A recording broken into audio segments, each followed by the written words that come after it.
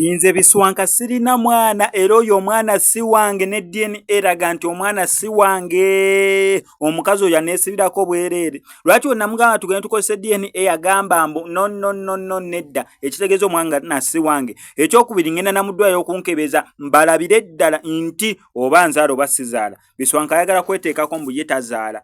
Agambiddewo yes tazaala agenda mu ddwaliro kulabira ddala bakonfaminge mbu ye tazaala. Sooka owulire. However enaji tukubye mu luzungu sitegedde Biswanka ki ekimubaddeko yonna gitukubye mu luzungu. Sooka owulire Biswanka nga yeegaana omwana we officially mbu talina mwana.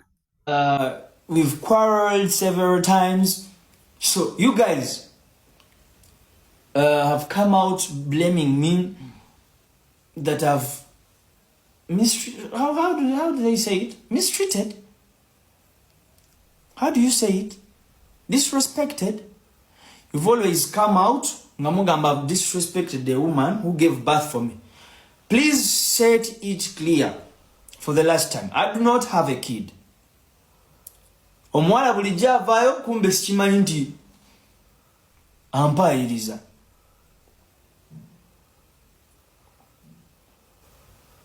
Wekyatuuka ku DNA n'agaana, which means omwana Siwange. Right? All the criticism and the blames should stop. I do not have a kid from that girl. That girl does not have my kid.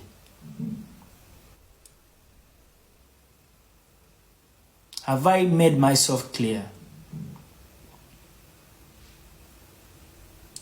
Okay? Reason being, I have nothing to confirm that the kid is mine. Sirina bukaka funti omwana wange. So the kid is not mine. Have I made myself clear? I don't know. Someone should move this information. Sina kiraga nti omwana wange. I do not have a kid from that girl who came out in the news. The girl just wanted to make a name out of me. Simply because I'm a big brand. So she knew that if she comes out, you know, people will be like, oh, you have a kid for a star?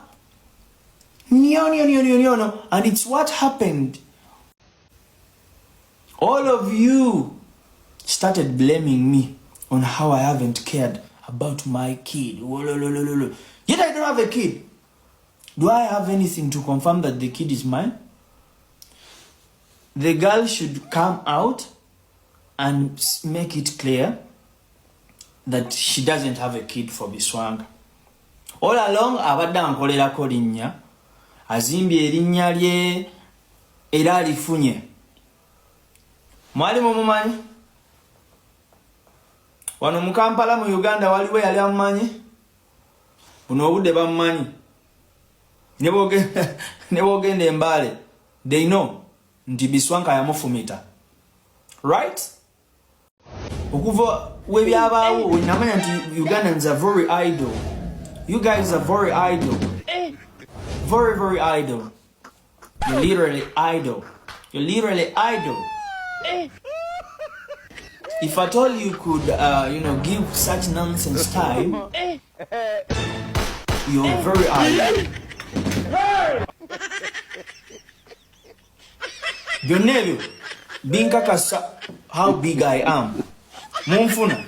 If at all omuntu gwenfumise n'avaayo nga in fact nga n'omwana sina wange muso omuwa time. You're very idle. Muri idle Ugandans. Is there anything to prove the kid is mine? I do not have a kid from that girl, that dense girl that came out claiming she has a kid of mine. That stupid idiot. Okay? Mind you, I'm gonna go for a test. I mean, for a checkup. But okay, whether you're fertile, whether you can impregnate a girl. I'm gonna go for that test so that I do a checkup.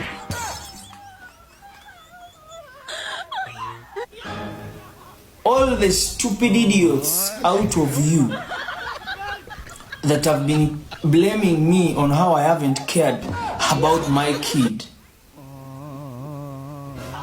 should stop your nonsense. Stop your nonsense. I literally don't have a kid from that girl who always claims she has a kid from me.